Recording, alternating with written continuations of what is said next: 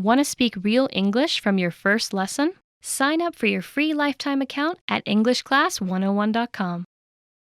Hi everybody, my name is Alicia. Welcome back to Top Words. Today we're going to talk about 10 ways to stop translating in your head. Let's get started. Identify objects around you in English. The first way to stop translating in your head is to identify the objects around you in your target language. So if you're studying English, that means you look at the objects around the room. Look at the things in your life.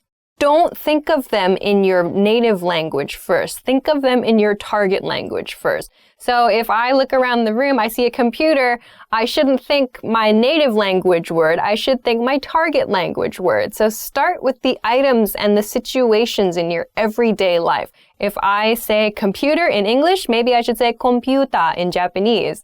I should say not, water in English. I should say omizu in Japanese. So start associating the words in your target language with your everyday life now. So if you're studying English, that means start getting familiar with the things in your everyday life in English. Repeat phrases you hear native speakers use. Tip number 2 is to repeat the phrases that you hear native speakers use. So if you're watching this channel, for example, or you're watching a TV show or a movie, listen for the way that native speakers make those phrases. If you hear a phrase you have never heard before, or you hear an interesting combination of words, try to repeat them yourself. Don't just listen. Try to say them yourself. If you're in a public space and it's difficult for you to do that, fine. Practice in a place where you feel more comfortable. Maybe if you have some private space to practice. Just repeat them. Get your mouth used to saying the words the way that the native speakers do.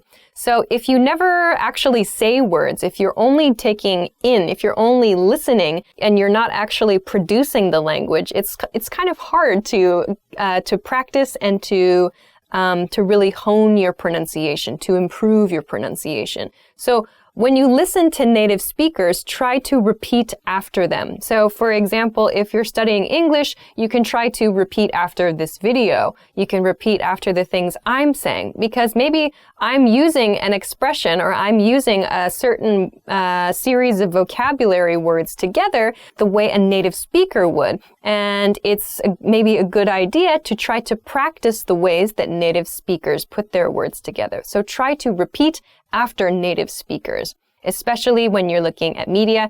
And you can do this when you're reading books too. You can try to read out loud interesting lines of books that you find or something that maybe is difficult for you. Very nice practice tip.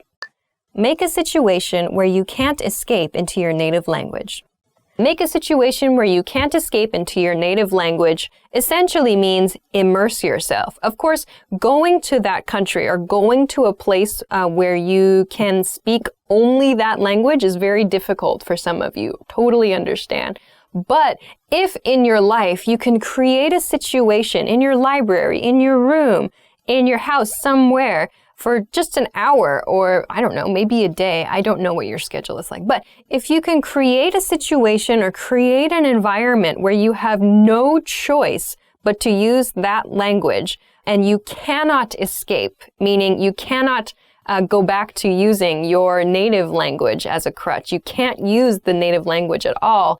It forces you to use the language that you're studying. So, of course, if you are lucky enough to live in the country or to live in a place where people speak the language you're studying, great. But you have to go out and interact with people. You have to put yourself in a place where you have no choice but to speak. It's very hard and it's very scary and it's very embarrassing at first. But if you take time to find places and to make environments that are comfortable for you, where you feel comfortable making mistakes and asking questions, it's very valuable for your learning process. This is actually something that I did.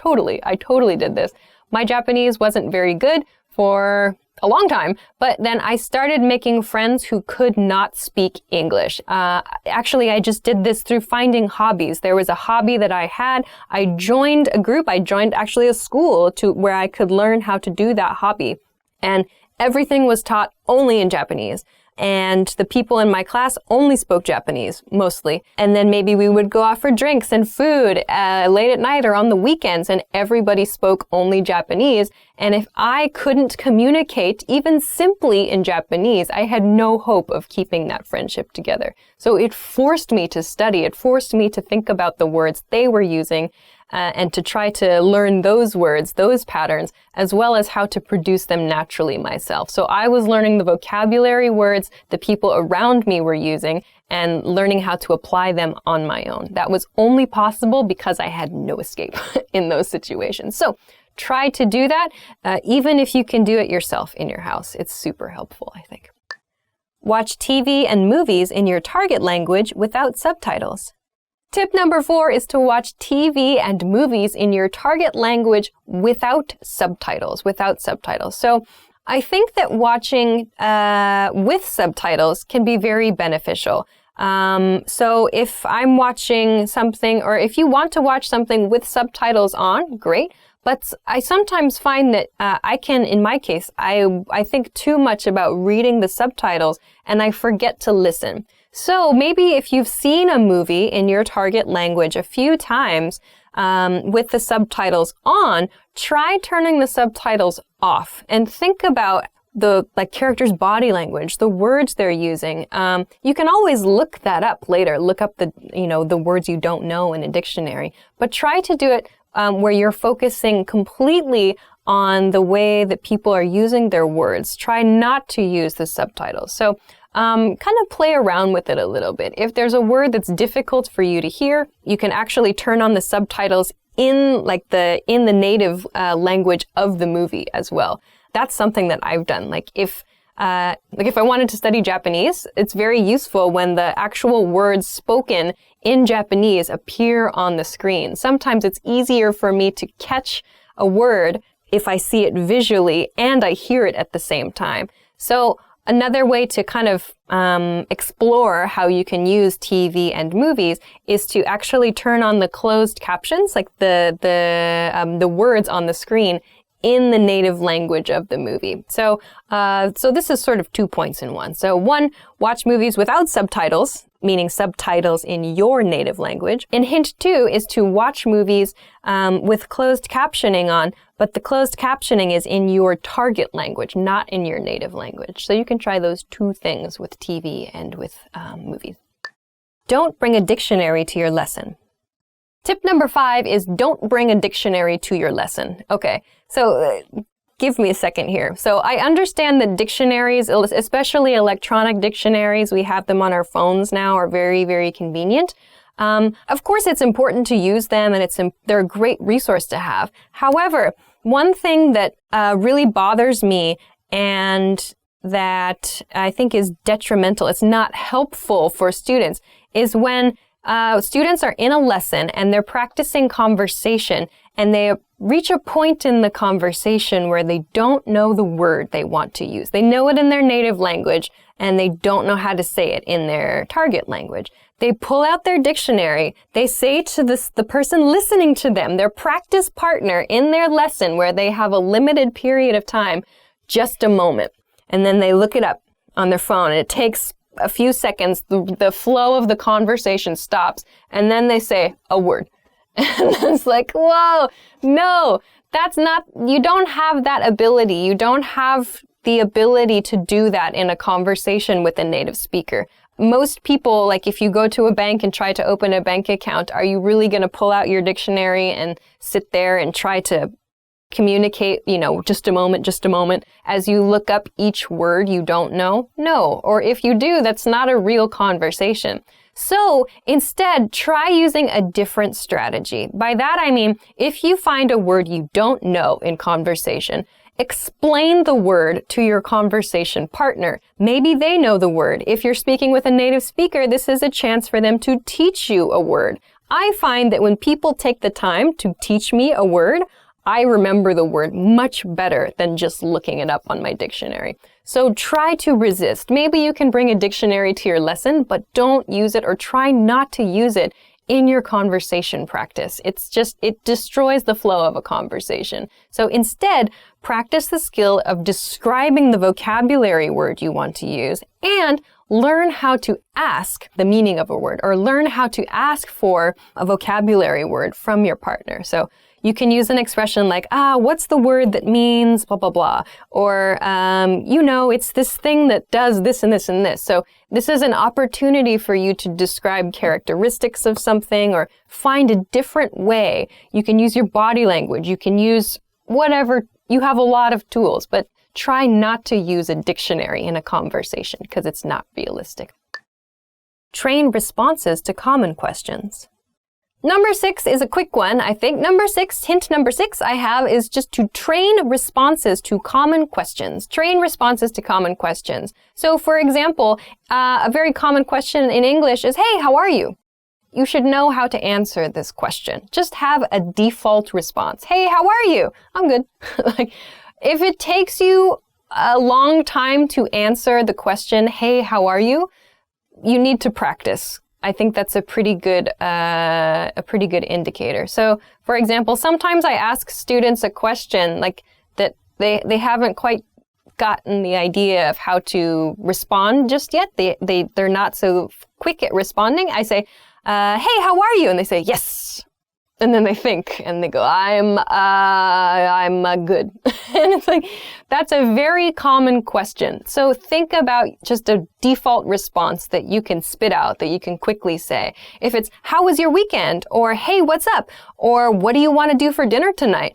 Think about just a handful, meaning just a few responses to those questions and train them quickly. Just, how are you? I'm good. How are you? I'm okay. How are you? Not bad. There's 3. So it's just training responses to those questions. There's no reason to be surprised by a question like, how are you? That's a very common question. So for those common questions, train responses to that. We've got a bunch of videos, especially beginner level videos, for some example responses you can do. So don't get stuck with these little questions. Just train a few responses. Practice a few responses till they feel natural to you. It'll save you time and it'll help the person asking the question too to move forward in the conversation. Yay! Study with materials that don't provide a translation. The next tip is to study with materials that don't provide a translation. So by this I mean, if you're using worksheets or some kind of textbook or whatever, and it has your target language, the language you're studying, and it has your native language next to it. While this can be useful, I feel that if you can, studying your materials only in your target language and then simplified explanations for more detailed points, also in your target language, can be a little bit better. So I don't want to say you should only study things in your target language and nothing from your native language, because of course it can be helpful sometimes to look up a word or to understand a grammar point in your native language.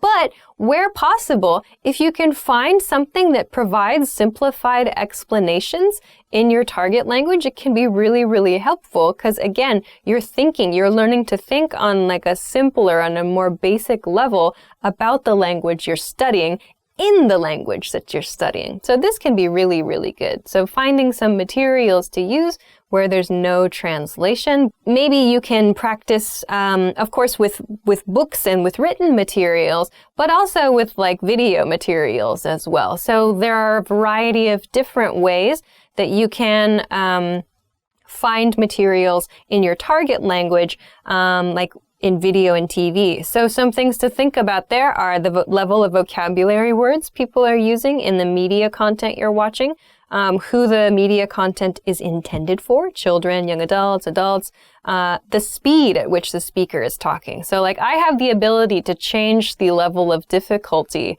of videos based on the rate of speech, the vocabulary words that I use, and how many idioms and things I use. So I could make a video very difficult. We could make a very difficult video series by leveling up our vocabulary use or by speaking very quickly. Or, as you might see in like our English in 3-minute series, we can also use very simple vocabulary and speak at a low rate of speech. So maybe right now this is a very intermediate level video. So please think about that. So not just for written materials, but also for your audio and visual materials. Think about who your audience is, the level of the material, and so on. It can be really fun. And it can be helpful to think about your target language in your target language. All right, we're almost done. Study phrases in addition to single vocabulary.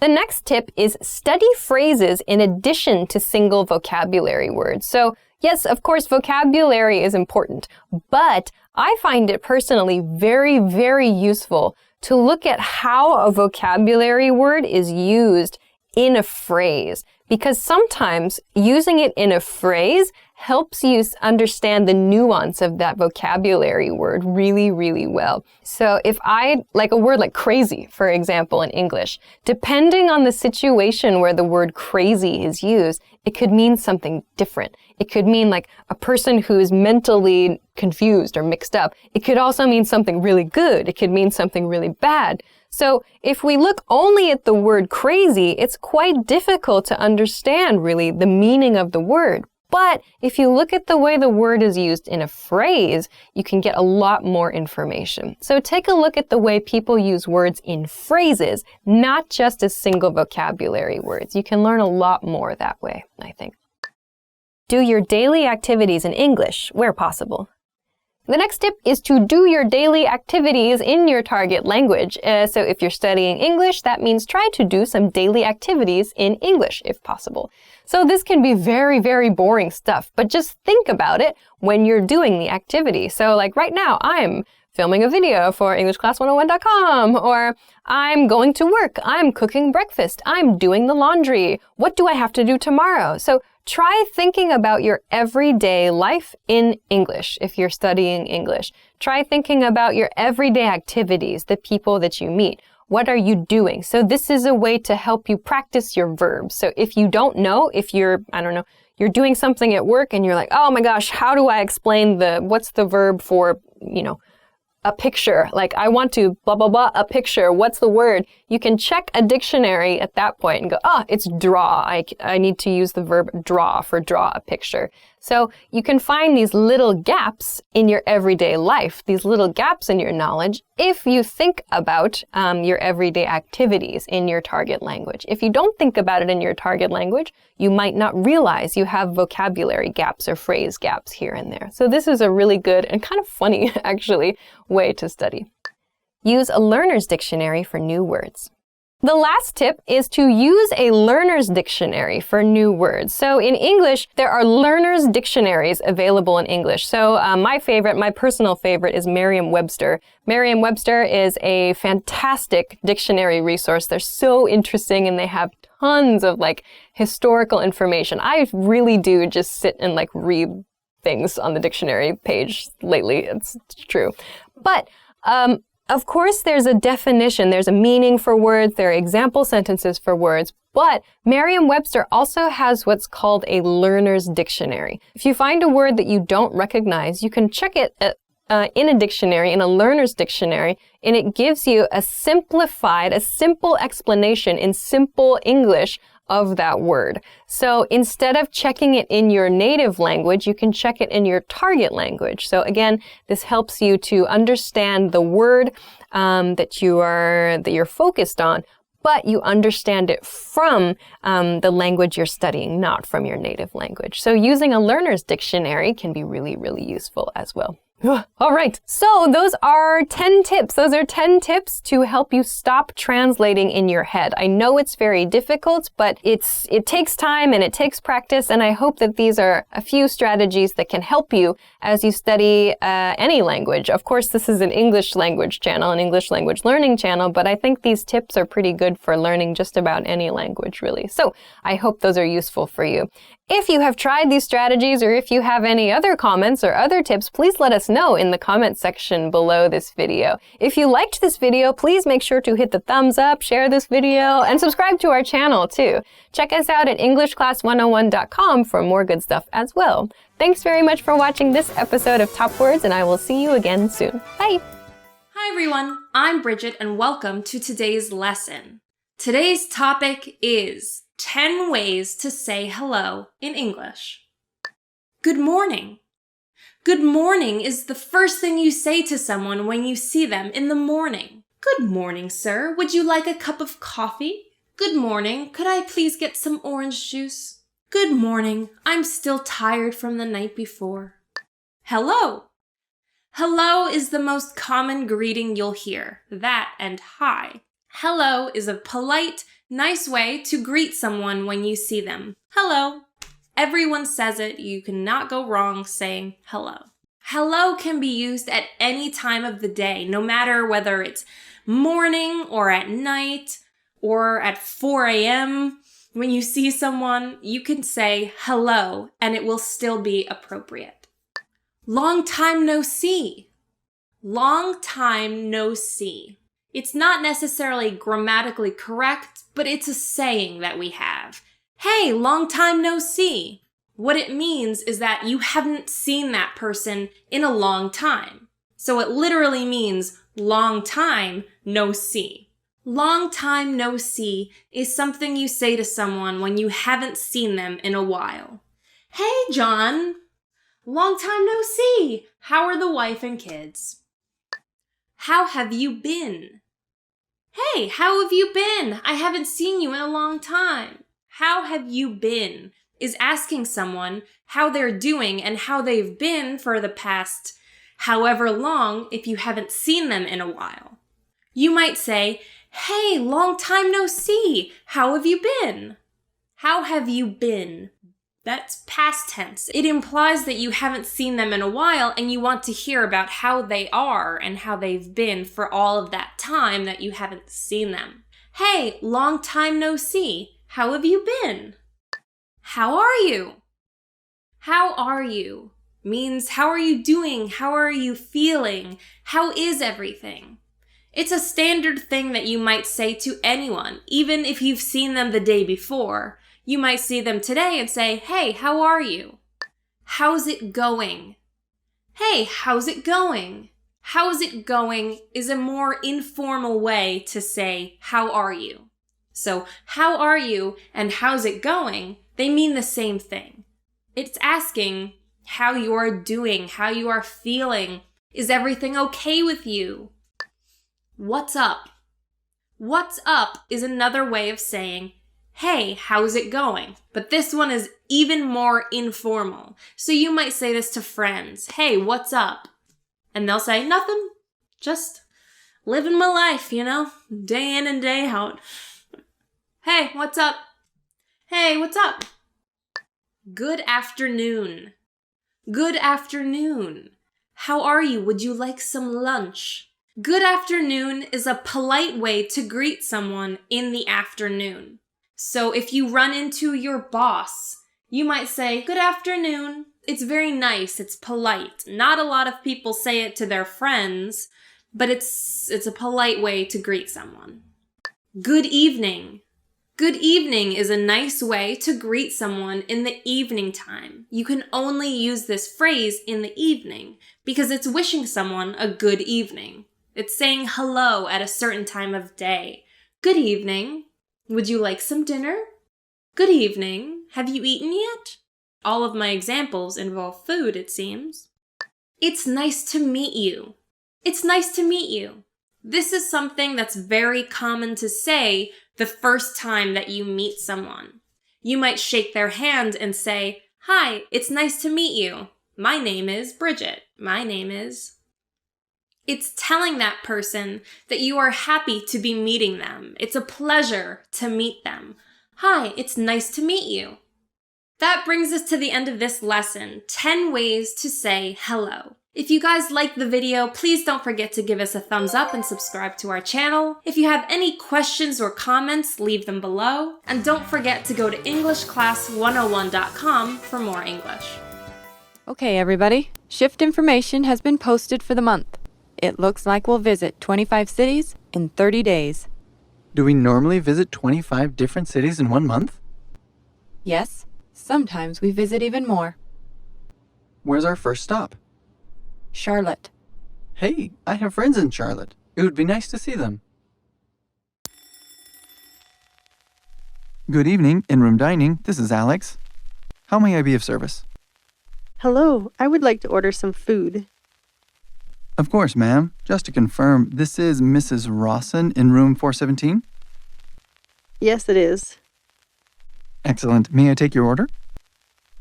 Yes, I would like a turkey sandwich on a Parmesan bagel, And what to drink? a Diet Coke. Will there be anything else? Yes, I would also like a wake-up call for 7. My major is education. How about you? I'm an English major. Cool. I like English. Oh, and what's Oksana's major? She's also an English major. That's nice. You can help each other study. Yep. In fact, I need to meet her now so we can study together. Okay. It was nice talking with you. You too. See you later. See ya. Good evening, ma'am. May I have your first and last names? Melissa West. Thank you, ma'am. I have found your reservation. Here's the registration information. Does everything look correct to you? Yes, it seems to be correct.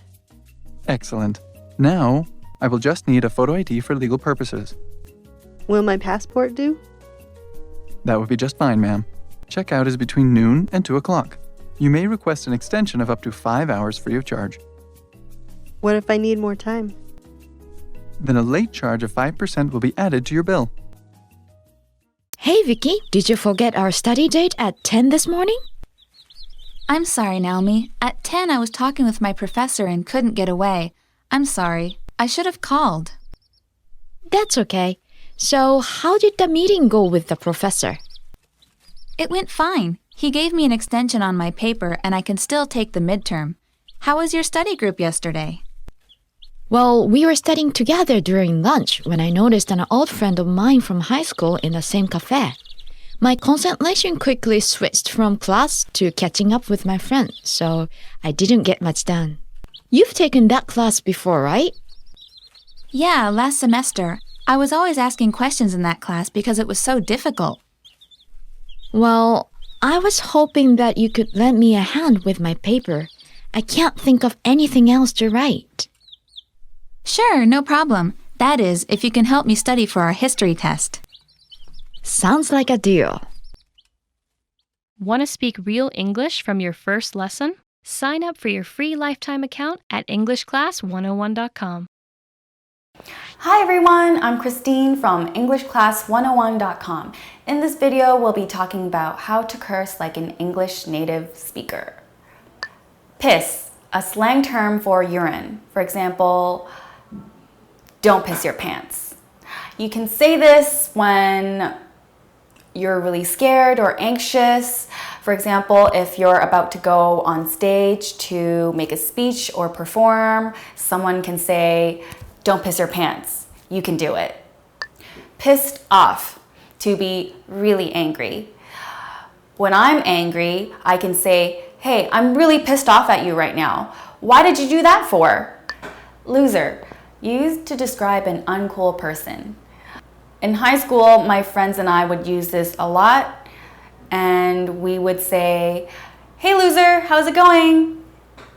Idiot, used to insult people by saying they're not intelligent. Of all the mean things that you can say, this is on the lighter side, but people still use it. Shoot, this is used to show disappointment or frustration without using a stronger curse word. Shoot, I spilled my coffee. Shut up. You can use this when you want them to be quiet, or there's something surprising that you just heard. You can say, shut up, no way. Ticked off, to be really angry. You can say this with pissed off. So this is actually an older term. Not many people use this. as much anymore because most people actually just use pissed off. Fool. This is similar to saying someone is like a clown. You can say, "You're acting like a fool right now." Jerk. This is a light insult used to describe someone who is mean. For example, if there's someone bullying another person, that person is being a jerk. Wimp. This means someone who isn't strong. There is a movie out right now called Diary of a Wimpy Kid. Have you seen it? Have you not? I haven't yet. So how was it? If you have any more questions, please leave a comment below. See you next time. Hey everyone, I'm Paris from EnglishClass101.com. In this video, we're talking about how to ask and give directions. Let's start. To the left, to the left. The first phrase is, where is the? Where is the? For example, you can ask, where is the bank? This can be used to ask for a general location or detailed directions. Don't be surprised if you only receive basic information. For example, next to the grocery store. The next phrase is, I need to go to the. I need to go to the. For example, you can say, I need to go to the police station. The word need is used, but this is used for non-emergencies as well. How do I get to the? How do I get to the? For example, you can say, how do I get to the museum? This question can be used to ask for step-by-step directions instead of a general location. Is the near here? Is the near here? For example, you can say, is the library near here? If you're unfamiliar with an area, you can ask to get this information about a specific place where you want to go. Is the bathroom near here? Excuse me, do you know where the is? Excuse me, do you know where the is? For example, you can say, excuse me, do you know where the park is? Only use excuse me when you're starting a conversation with a stranger. Another common phrase is the far from here? Is the far from here? For example, you can say, is the post office far from here? This is an indirect way to ask for directions. People will tell you how far the place is and probably tell you the best way to get there. Walking, taking a bus, driving, Uber. Now let's take a look at expressions to give directions. Turn left. Turn left. For example, you can say, turn left after 2 blocks. This gives you information about how far you should go before you make any changes. In this case, you should go left. To the left, to the left. Turn right. Turn right. For example, you can say, turn right at the 3rd traffic light. This also gives you information about how far you should go before taking another action.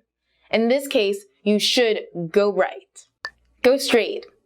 Go straight. This simply tells you to go in one direction. It also implies that if you keep going straight, that you will eventually find what you're looking for. Go past. Go past. For example, you can say, go past the church. A landmark is just an easily noticeable place, for example, a movie, theater, restaurant, at the corner of. At the corner of. For example, you can say, it's at the corner of. This means that a place is located at the corner where 2 streets meet. In front of. In front of. For example, you can say, the bus station is in front of the supermarket. We use front to refer to the main entrance of a building.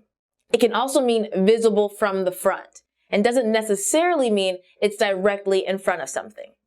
Behind. Behind. For example, you can say, the parking lot is behind the movie theater. We use behind to say that something is at the rear of a building. The front of a building is its main entrance, so which side it's facing the street is really not important. Next to. Next to. For example, you can say, the restaurant is next to the park. This is an example of using a non-specific location to give general directions. Next to can be anywhere beside, in front of, or around a place. McDonald's is next to my house. Between. Between. For example, you can say, the store is between the coffee shop and the pet store. Between is used with 2 other places. When using between, the main place will always be in the middle of the two other places. Okay, that's all for this lesson. Which phrase do you like the most? Leave us a comment and let us know. And I'll see you next time, guys. Bye. Hey guys, I'm Paris from EnglishClass101.com. In this video, we'll be talking about making complaints in English. So let's get started. The first complaint is, I'm starving. I'm starving. This is an exaggeration you can use when you're hungry. I am always starving, even right now. The next complaint is, it's noisy. It's noisy. This kind of complaint is one that you would make to a friend. Telling the staff of a restaurant won't help, since they can't tell people to be quiet. I hate when it's noisy in restaurants. Save that for another time. Then we have, it's hot. It's hot. This can be used to talk about the weather or the temperature of a room. You can add a request like, can you turn on the air conditioner? I am never hot, so I like that. The next complaint is, it's cold. It's cold. This can be used to talk about the weather or the temperature of a room. You can add a request like, can you turn on the heater? I always make this request because it's always too cold everywhere. Everywhere.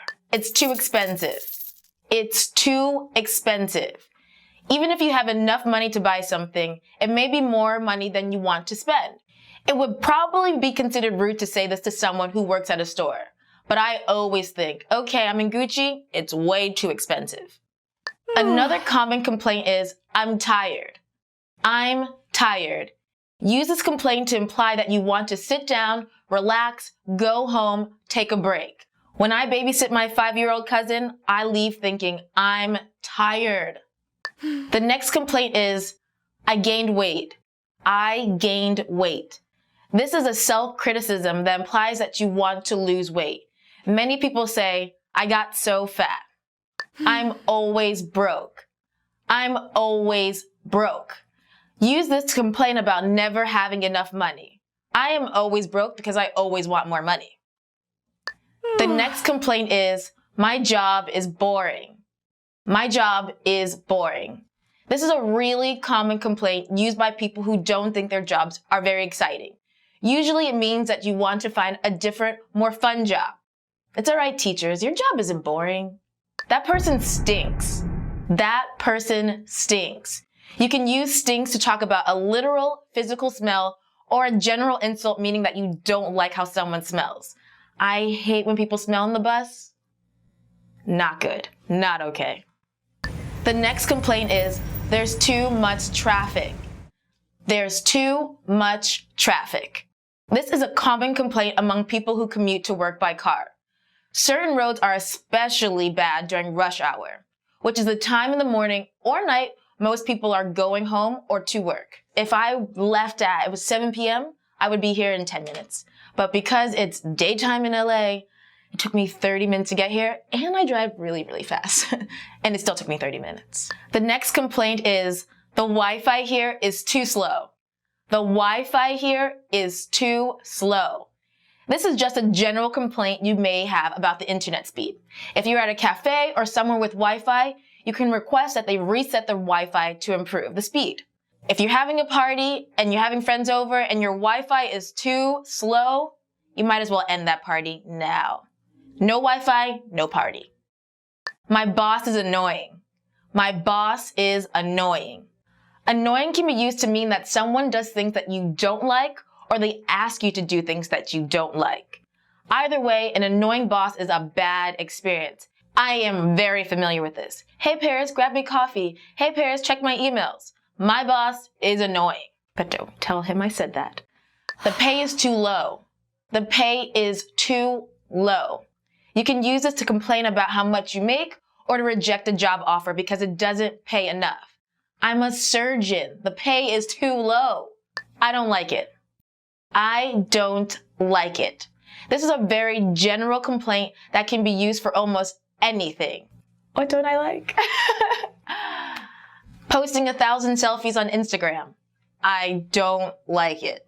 Okay, that's it for this lesson. Which complaint do you like more? Leave us a comment and let me know. And we'll see you next time.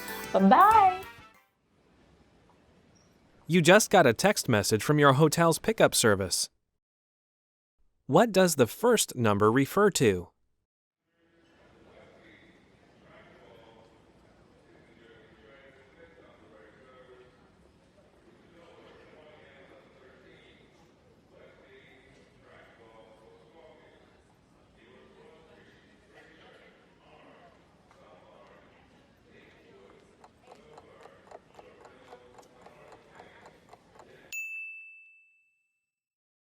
What does the first number refer to?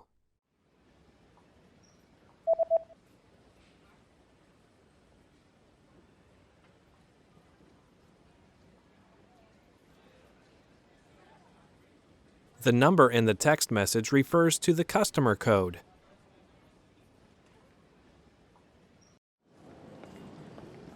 You are at a train station where you've just bought an express ticket. Which train car, row, and seat number are you in?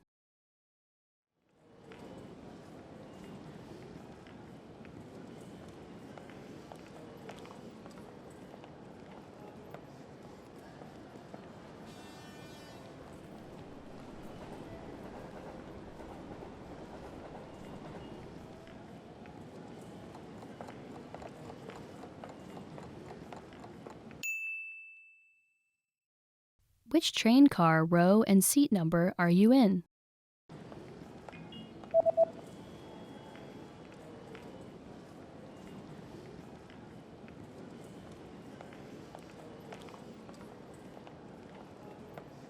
The ticket says that you're in train car number 1 in the 8th row in seat C.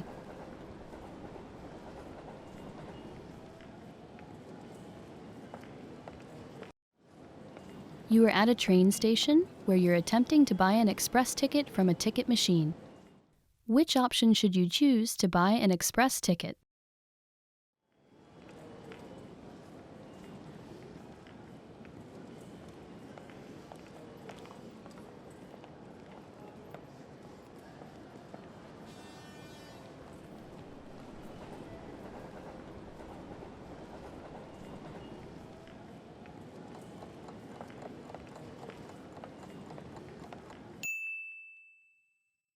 Which option should you choose to buy an express ticket?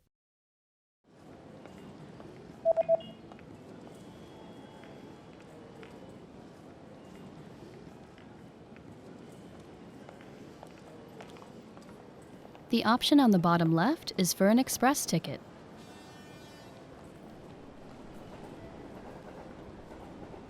You are on a platform at a train station where you're waiting for your train. Suddenly, a message appears on the display. What does the message on the display mean?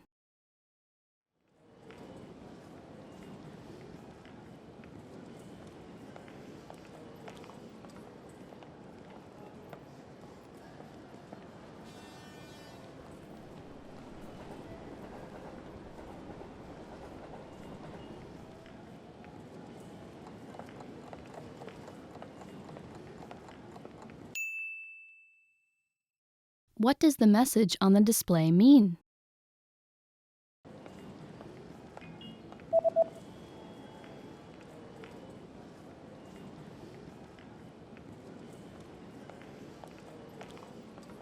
The display reads, "The next train will not stop." You are at a train station where you're reading the train schedule for an express ticket that you've just bought. On which days are there no express trains running?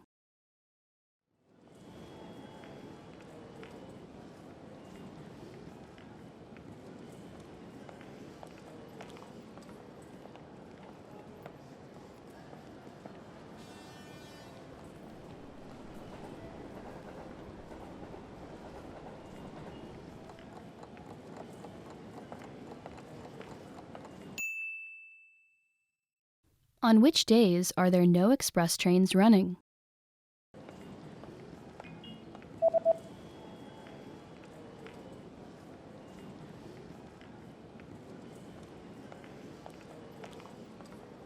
There are no express trains running on public holidays and the third Sunday of every month.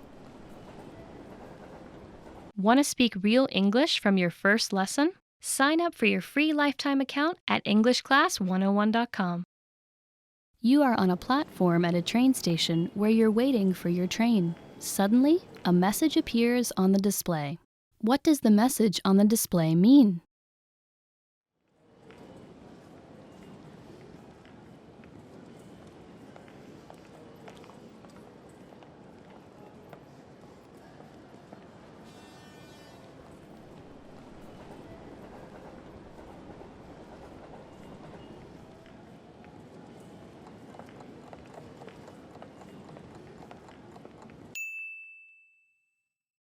What does the message on the display mean?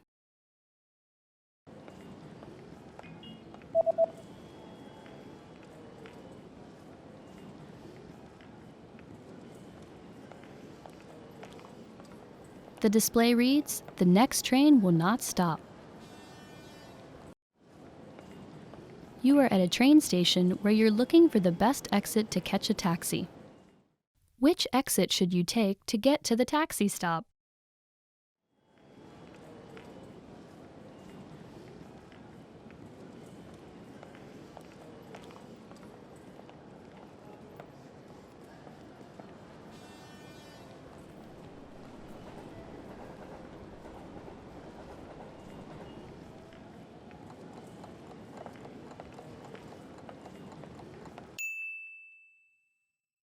Which exit should you take to get to the taxi stop?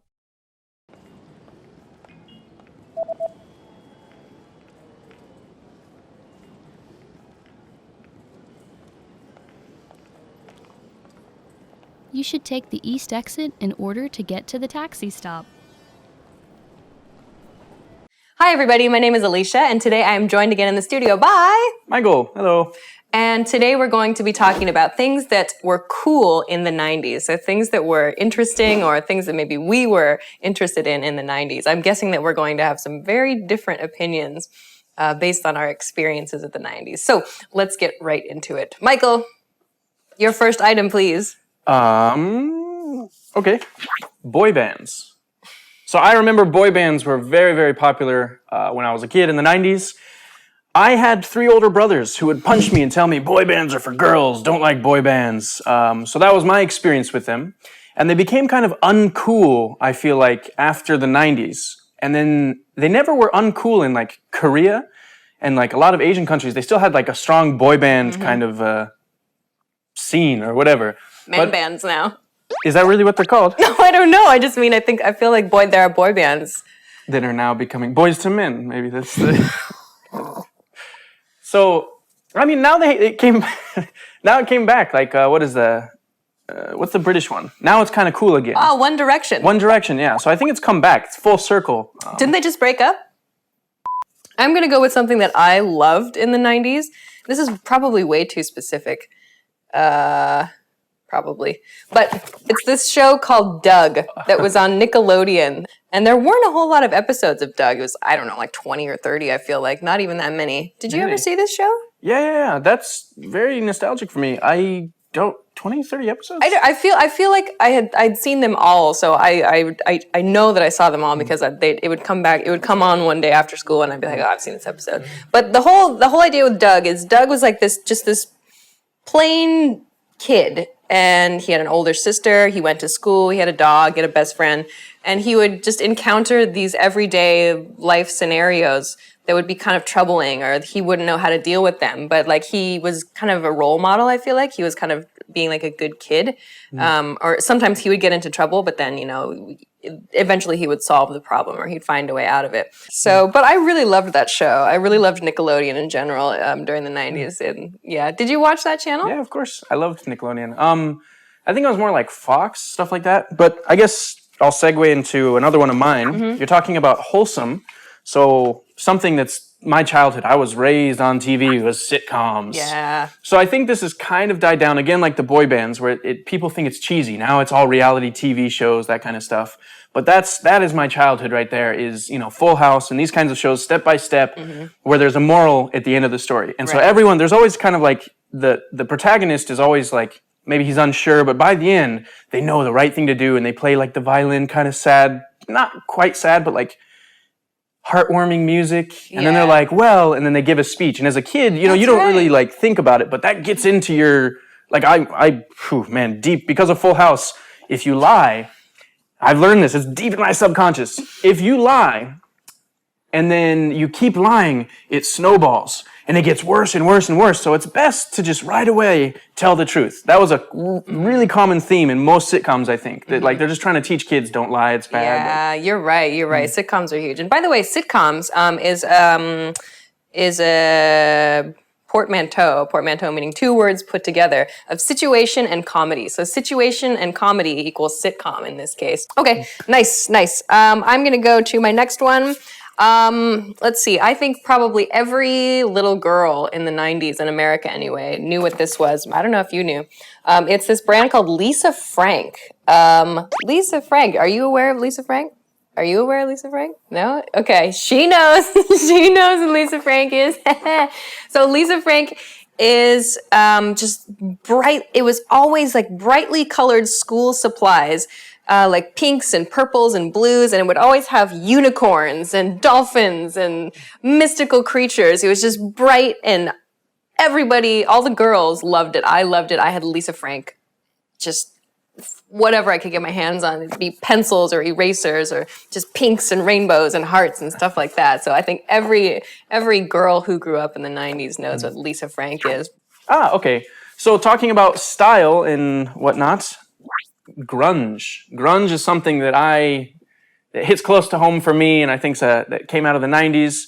Is everybody knows around the world. I think most people know Nirvana, Kurt Cobain, and this is something that I guess was brought to the world from Seattle, and it was a music genre, and it was it's like rock, but sometimes slower, almost emo, kind of like sad, usually undertones. But anyways, the style that came with it was the opposite of like the 80s and early 90s of really bright colors. You know, it was the opposite. You just wear holey jeans, you don't really shower that much, you don't shave, and like plaid and just really like dreary colors. So that was really popular. At least I remember in like the early 90s, like mid 90s. And it's as soon as I saw that card grunge, I was like, oh, Nirvana. That's the first thing that comes to mind when I hear grunge. I didn't get into the grunge scene though. I was busy with boy bands, but like grunge for me was never really. I was aware of Nirvana, but I was not of the Nirvana pod. Okay, I'm gonna go to a style point then too, because you've brought up a style point. I'll bring up maybe a female style point. Scrunchies. Still popular, perhaps, among some people. What is a scrunchie? A scrunchie, let's see, I don't have, so there's regular rubber bands that you can use to tie back long hair. He's making an O shape with his hands, yes. This is very descriptive, Michael. Thank you for that. I'm the prop, and then you go like this, digga, digga, digga, digga, digga. There's like the... I bet there's an awesome video team somewhere that can put like a scrunchie like right here. Anyway, a scrunchie is just a piece of elastic with some kind of colorful cloth wrapped around it, but when not in use, it would go and it would scrunch. I think this is why we call it a scrunchie. But then when you pull on it, you could expand it a bit and wrap your hair up in it, and then when you're finished doing that, it would kind of close around it. I had a couple. Nintendo, any game-related stuff. I remember Game Boys, anything handheld, except when I was a kid, it wasn't like this fancy 3D, highly like vibrant colors. It was like black and white, and like you'd play it in the car and you had to squint and it hurts your head, if you're playing too much, you're getting like car sick and you're like, you can barely see Mario. Are you talking about Game Boy? Game Boy. Or any, like there was handheld too. There was like Atari and stuff like that, and like Sega. Sega was pretty good, that would light up. I was thinking about NES when you said Nintendo. I imagined my NES. The one that like when it wasn't working correctly, you could just pull the cassette out and be like, and put it back in. So you put the cartridge in here, right? And sometimes if it was really stubborn and it didn't work, you would blow into this part. And you try, and it really doesn't make a difference. But you would take turns. Like me and my brothers would be like, no, you want to be the one to get it to work. So you take turns. You're like, no, let me. And just by luck, it would work. And you're like, see, yeah. No, this is super nostalgic. I love Nintendo. I have a game too. Pogs. Did you have Pogs? Yeah. Okay, Pogs are are simultaneously the most brilliant game and the stupidest game ever invented. They're just discs of cardboard about this size. And on one side, there's a picture. And on the other side, there's just nothing. And then you had a thing called a slammer, which was essentially just a heavy pog that you would use. And you had to use the slammer to flip the plain cardboard ones. What? I don't even know. It was that stupid and forgettable of a game, but it was like crazy. When I was about, I don't know, like 2nd or 3rd grade or something, everybody had pogs. Like we had pog gym days at my school. I remember this vividly. America, we're really obese. Let's go into the gym and sit there and smash cardboard. That'll solve the problem. We played pogs. And like I was telling her before we started this, like one day, like my mom wanted me to get a haircut and I was just being stubborn and I wasn't having it. I was in the mall. I was like, I don't want to get a haircut. She's like, I'll buy you pogs. And she did. It was like this giant tube of pogs and I was just so thrilled and I agreed to get my haircut. Well, that was a lot of things that were exciting and or popular and or we were into in the 90s. What were you into in the 90s? What was popular in your country? I really have no idea what was popular around the world at that time. Maybe some of these things are similar. Please let us know in the comments. I'm very interested to find out. We read these, by the way. Any thoughts? Any closing thoughts about the 90s? You're not going to sing a song for us? No boy band songs?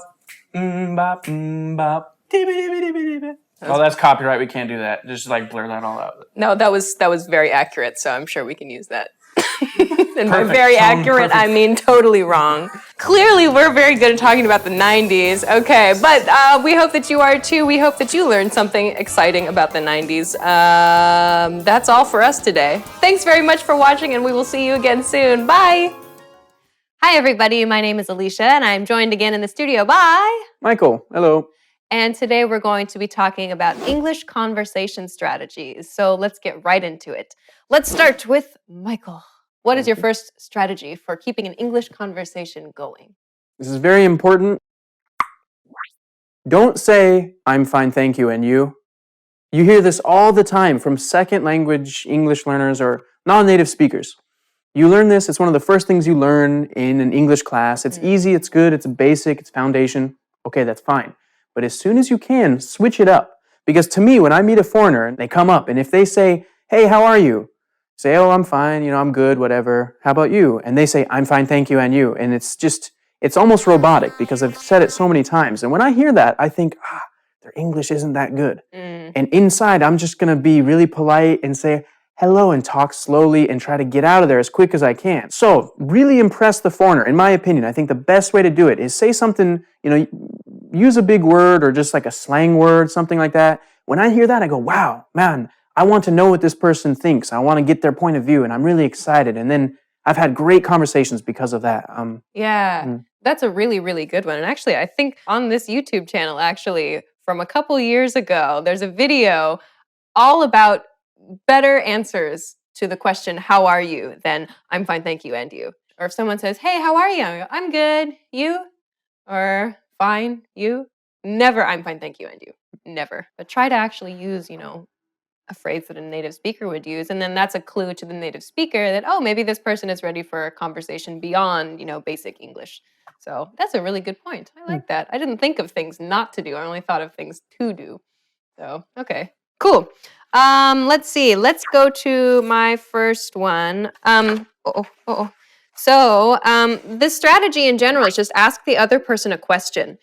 I think, and I'm guilty of this too when I'm learning another language, I tend to only get input. Like somebody else is always asking me the questions, and then I forget myself to ask the other person a question. So one question that I like to ask, or, a variation, any kind of WH question is good, like a who question, what, where, something like this. If you've been paying attention, you can use anyway to transition in your conversation. This was in a previous video. You can ask something like, anyway, up to anything fun this weekend? This is a pretty casual conversational question that you can ask just about anybody, whether you've just met them or whether you've known them for a while, but just get in the habit of asking other people the question. Don't wait for someone else to ask you the question. So that's one strategy that I try to use to keep things going. Yeah, me too. I agree. And I'm going to say samesies because actually 2 of my questions were exactly what you said. Agree 100%. This is kind of cheating. These should be 1. But so always ask questions. So, again, you forget. It's really easy. I'm really guilty of this. English, non-English, whatever. I'm guilty of this.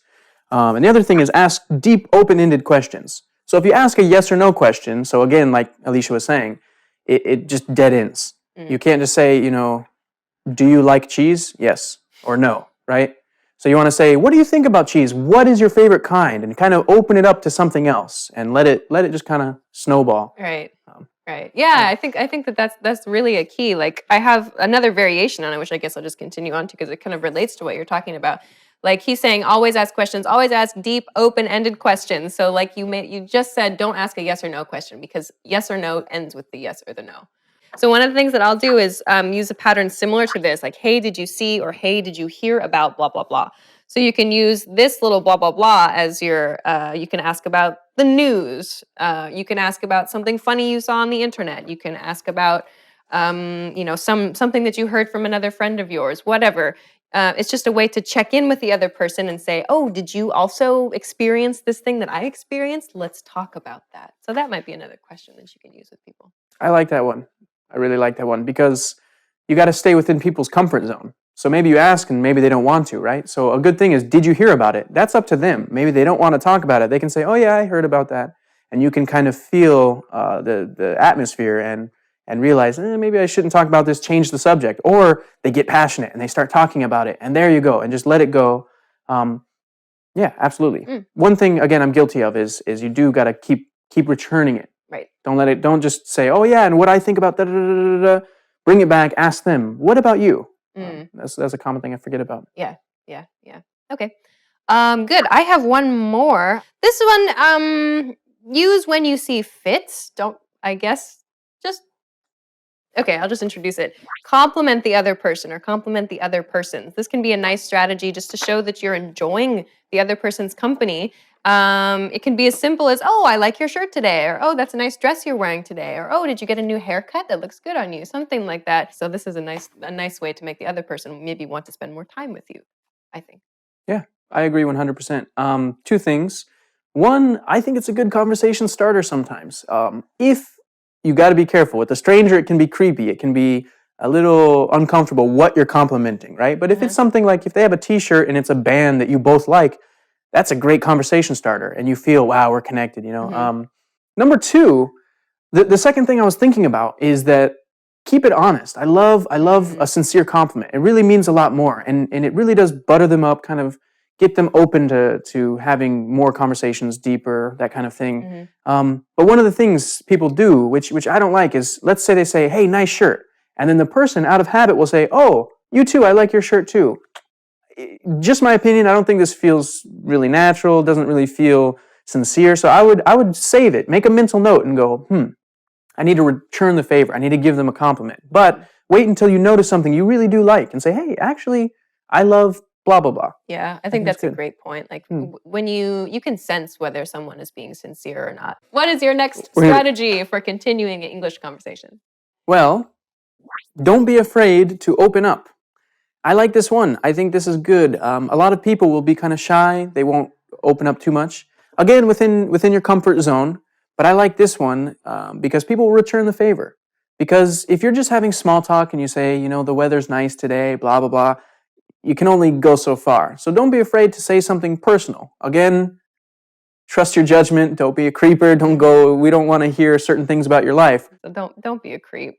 Don't be a creep. Don't be weird. Don't be strange. And like what you're saying about opening up. Open up is just a phrase that means share something about yourself. So it can be as simple as what you did last weekend or what you're going to do this weekend or a project that you have coming up. It doesn't mean that you have to spill all of your life secrets to the other person, but just showing that you're willing to share something more personal about yourself can help ingratiate yourself or can help, make the other person, help the other person understand you a little bit better. That's a good tip. I like that tip. That's hard to do though. It's hard. It's a little bit scary, I think, to share parts of yourself, but it's good. It's a good way to meet people and make friends. All right. I think that's all. Is that all that you have? Yeah, that's all I got. Okay. All right. Well, those are some interesting strategies to keep an English conversation going. So give them a try. If you're ever at a loss for words and don't know what to say, you can try one of these strategies, and hopefully it will help you out. Please let us know if you have any other strategies or anything else that you would like to use or you tried to use when you are having trouble keeping a conversation going. Leave us a comment and let us know what it is. We will see you again next time. Do you have anything else you'd like to add? That's about it. All right, so thanks very much for joining us and take care. Bye-bye. When learning a new language, everyone should have an ultimate goal to work towards. Whether you want to be able to connect with a relative, easily order food while traveling, or go somewhere new, having an end goal for your learning can be very motivating. A popular but challenging goal is being able to speak like a native speaker. It's difficult to measure exactly when you reach this goal, and it's not something you can pick up using textbooks alone. So how do you work on making your speech more natural? That's what we're going to look at today. Here are 3 tips to help you practice talking like a native speaker. Number 1, focus on vocabulary. If your goal is to speak like a native, you might be really focused on speaking quickly or using as many complex grammar patterns as possible. But in our native languages, we're not always trying to speak as fast as possible, and we use complex grammar patterns when necessary, not to show off. Vocabulary, however, is extremely important to expressing ourselves naturally. Your choice of words can reveal a lot about you and your understanding of the language. Most learners have had the experience of using a phrasebook or a dictionary to find a word they want to use, trying the word in conversation, and getting a look of confusion from the native speaker. In some cases, although your word choice may be grammatically correct, the word may be inappropriate for the situation or totally unnatural. This is especially important in business and other formal situations, where the right level of formality and professionalism is key. Being able to understand nuances in vocabulary words can also help you understand relationships between people just by listening to the conversation. Try to listen to many different types of conversations. Listen to how people talk to their friends, their superiors, and in customer service situations. This will give you a better idea of how to talk to others naturally. In some languages, you can omit words from sentences or use more direct communication styles. It's important to be aware of these things so you can apply them yourself. Colloquialisms and slang are also commonly used in most languages. As this sort of vocabulary is always evolving, it can be difficult to keep up with the latest words. Talk with native speakers and consume media in your target language to make sure you pick up these kinds of expressions. Media is a great resource for your learning. Ultimately, knowing the appropriate vocabulary to use for each situation will really help you sound more knowledgeable. Number 2, perfect your accent. With every language, there are unique pronunciation and intonation challenges.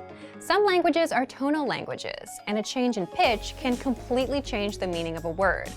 Then there's the fact that most countries have multiple dialects, and so people from one area of the country may sound different from those in another. So what is the best way to listen to a wide range of accents and different pronunciations? Video and audio resources are a great way to do this. YouTube is a perfect place to start because people from all kinds of different backgrounds upload videos to the platform. You can watch educational videos, daily life vlogs, cooking shows, a travel series, whatever interests you. Pay attention to the different ways people speak. Everyone is unique. And then practice speaking like them. This kind of practice can help you sound more natural. One note, please be aware of the type of resources you're using. For example, if you find a video where a speaker uses a rare dialect, it might not be a good idea to use that for your pronunciation practice, unless you have a special reason for studying a specific accent. As a general rule, it's best to try to search for practice resources that use a standard form of the language you're studying. Number 3, copy what you hear. Do you remember how you learned to speak as a child? We rarely learned new words just listening to them, or reading after we learned how. When we were little kids, we imitated the sounds we heard by repeating the sounds out loud. While you're talking to a friend, watching videos, or listening to audio in your target language, you can do this to try and replicate the way they speak. Doing this will help you work on mastering the flow of the language, your accent, intonation, and pronunciation. Of course, you might also pick up some new vocabulary this way. Make sure to repeat new words often. It's a great way to make sure you remember them. Try doing this using a number of different mediums and sources. That way, you'll be exposed to the diversity that the language offers and master the fundamentals of pronunciation. For example, you can watch and imitate several different YouTube videos and audio CDs, but try a few different sources, like different creators or different audio types, to make sure you experience a wide range of communication in your target language. If you're using our language learning program, you can even get your own teacher with Premium Plus. Your teacher can answer questions, give assignments, and even listen to your recordings and give you advice on pronunciation. Completing these kinds of lessons with a native teacher can really boost your confidence in your speaking skills. Becoming able to speak like a native is a popular goal for many people learning a new language. It feels great to be able to communicate smoothly, especially when the people you're talking to expect basic level sentences or broken communication. Try using the tips we've shared in this video to work on improving your speaking skills. Of course, it'll take time and persistence, but the reward will be more natural communication. And for even more tips on speaking, check out our complete language learning program. Sign up for your free lifetime account by clicking on the link in the description. Get tons of resources to have you speaking in your target language. And if you enjoyed these tips, hit the like button, share the video with anyone who's trying to learn a new language, and subscribe to our channel. We release new videos every week. I'll see you next time. Bye! Want to know how to improve your listening and speaking skills, be able to save conversations, listen to them as many times as you want, and learn hundreds of practical everyday conversations? Well, there is an easy way to do this. In this video, we'll go over how to speak more using the dialogue track. So, what is the dialogue track? The dialogue track is an audio track with just the conversation from the lesson. It's only about 10 to 30 seconds long. Let's say you're looking at a 5-minute lesson about ordering food at a restaurant.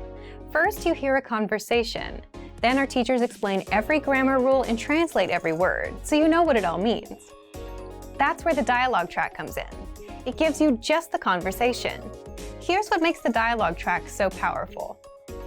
First, you can quickly review the conversation without re-listening to the lesson. The dialogue track is just 10 to 30 seconds long, so it won't take you very long to cover both new and old information. This makes it perfect for a quick review of what you've just learned, and it helps keep it fresh in your brain. Second, you'll remember the conversations easier. Listen on repeat, like you would with a song, and the words, phrases, and grammar rules will stick better. And the more you come back to re-listen, the better it will all stick. Third, you'll speak more of your target language. So if you have 10, 20, or 100 dialogue tracks like that, then you have 10, 20, or 100 conversations that you'll know inside out and that you can use in real life.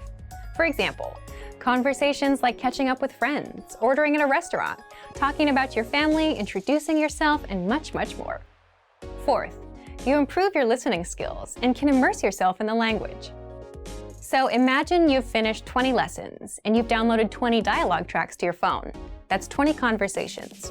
You can create a playlist and play those 20 tracks and get used to the language and immerse yourself.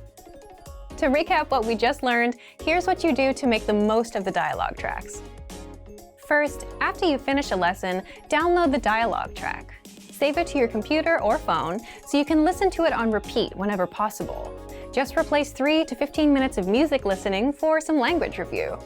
Next, if you've finished 20 lessons, you should have 20 dialogue tracks. Use those to create a playlist of these dialogue tracks so that you can listen to all kinds of conversations. And finally, try shadowing the conversations that you hear. This will become super easy once you've heard the conversation enough times. But if you're still struggling with a word or two, go back to the lesson and check the line-by-line breakdown of the conversation to find the words you need to practice. Boost your speaking skills with the dialogue track and check out our complete language learning program. Sign up for your free lifetime account by clicking on the link in the description. Get tons of resources to have you speaking in your target language. And if you enjoyed these tips, hit the like button, share the video with anyone who's trying to learn a new language, and subscribe to our channel. We release new videos every week. I'll see you next time. Bye! Want to speak your target language with confidence and impress native speakers? When learning to speak a new language, you have lots of things to think about, including grammar, vocabulary, and pronunciation. Because you're thinking of all of these things and trying to speak, it can be difficult to communicate with confidence, especially in the beginning. This is why it's helpful to make confidence-building exercises part of your language learning process. In this video, you'll learn 7 ways to boost your confidence. 1. Read out loud. This might seem pretty basic, but it's a great way to practice speaking. Reading aloud lets you practice speaking without having to think about grammar or things to talk about. Reading out loud lets you focus on your pronunciation and the rhythm of the language. It can help you learn to speak more smoothly and quickly, without even thinking about it. If you're using our lessons, read the dialogue out loud as you listen. You can read along with the dialogue tool, the lesson notes, or the transcript. 2. Read like a child. This might sound strange, but think about children learning to read. They go slow and sound everything out. Maybe it takes 2 or 3 tries before they read a new word smoothly, and a few more tries before they can read it at a natural pace.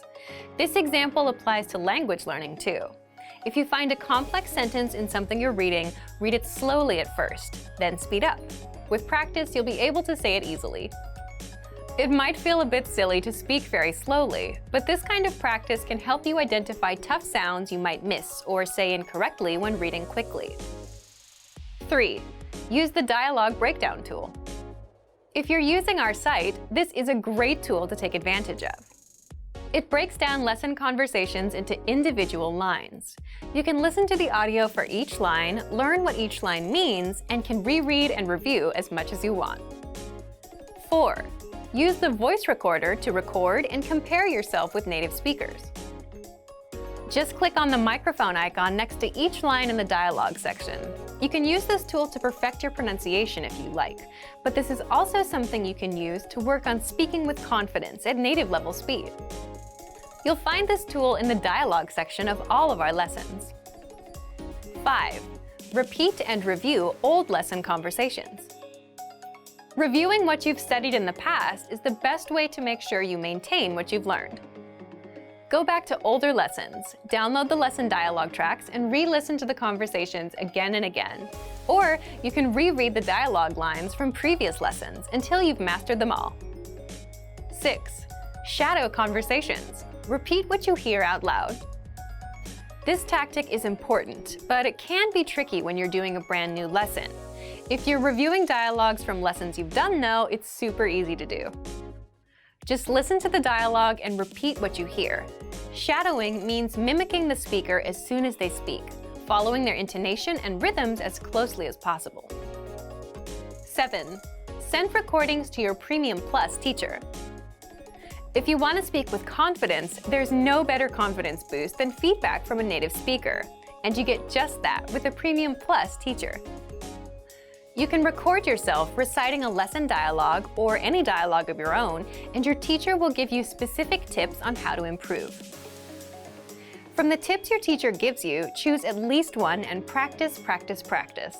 Being able to react quickly and with confidence in a conversation is typically not something you can do on your first try, but if you continue practicing, you'll gradually find yourself speaking with ease.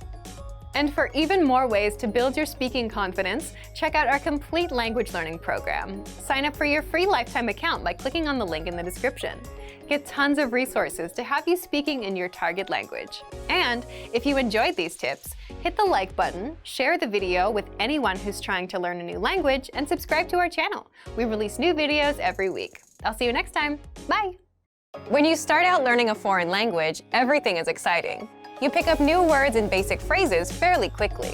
The first time you say a greeting or answer the question, "How are you?" you might even get a little thrill. Speaking fluently doesn't feel that far off, and at this point, it really does seem like language learning isn't all that difficult.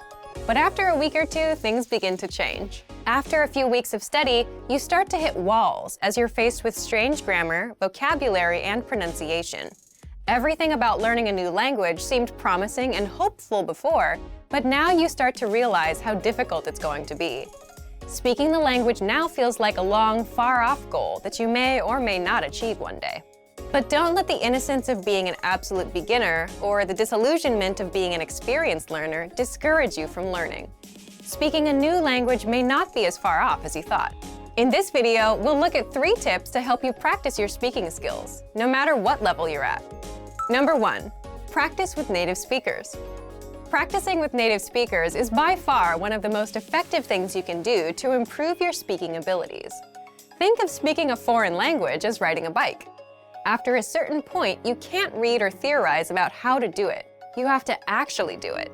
If you can practice speaking with native speakers who correct you and give good feedback, then you'll be well on your way to improving your speaking. But where can you find native speakers to practice with? If you live in or near a major city, there's a good chance there are some native speakers there. You might even get lucky and discover an entire community. Do a little research into the demographics of your city, or simply keep your eyes open the next time you go through town. You can also attend a language exchange or cultural event. Meetup is a site for local enthusiast groups, and there are usually some language-speaking clubs or cultural clubs there. If you're unable to find native speakers where you live, then jump online and find them there. There are a lot of free online exchanges that allow you to connect with other language learners from all over the globe via text, audio, or video chat. Look for a speaker who is learning your native language. You can spend an hour or so helping each other in your respective target languages. This is a highly practical and helpful way to learn. It's also a great way to learn more directly about the culture you're studying in a real way. Number 2, devote some time to learning pronunciation. Pronunciation often isn't the first skill people think of working on when learning a foreign language, but that doesn't mean that it isn't important. Truth be told, you don't absolutely need a great accent to speak or understand every language. However, a decent accent can vastly improve your listening and speaking abilities in ways you might not expect. Being able to pronounce words and sounds makes it a lot easier for you to remember and understand new words simply by hearing them. If you can physically make a sound with your mouth, then you can mentally remember it. Once you have a good accent, the new language won't sound as foreign as it once did, and you'll be able to understand rapid speech, as well as pick up the definition of new words based on their conversational context. But how can you improve your accent? If you're serious about developing your accent, then you'll want to dissect the language's sound system into its individual parts. First by letters, then individual words, followed by whole phrases.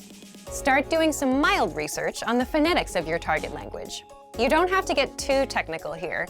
Just try to get an idea of some of the main differences between it and your native language. Find out where native speakers usually put their tongue while saying certain sounds, or pay attention to the shape of their mouths when they speak. Is it open or closed? These subtle differences are what really help you improve. Once you get the letters down, start listening to native audio and compare your pronunciation to the native speakers. Our language learning program's playback feature is a great way to accomplish this. Take a phrase from a lesson and start by practicing the individual words, playing the audio back at a slower speed and then again at a regular speed. After comparing your speech to the audio, combine the words to make complete phrases, imitating the intonation of the native speakers. This precise method of pronunciation practice is one of the most efficient and effective ways to learn pronunciation. Number 3, imitate, don't just repeat. Anytime you speak, do your best to imitate the native speakers you've heard and practice with. Match the way their intonation rises and falls. Pay attention to their word order. It's even a good idea to match some of their body language. This degree of imitation will probably feel weird at first, but it reinforces fluency in the language and breaks you out of the parrot trap, where you simply learn and speak through rote memorization or repetition. This is a common problem that's often cited with other less effective language learning methods.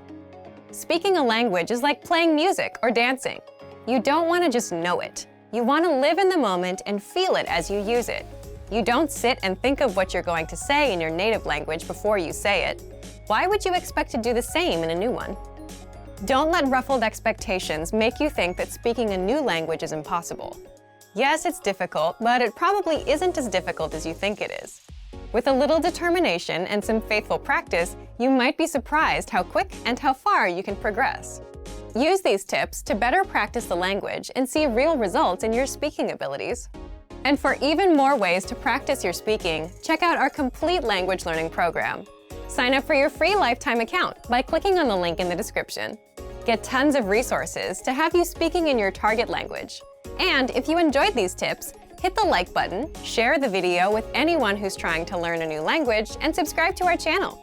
We release new videos every week. I'll see you next time. Bye!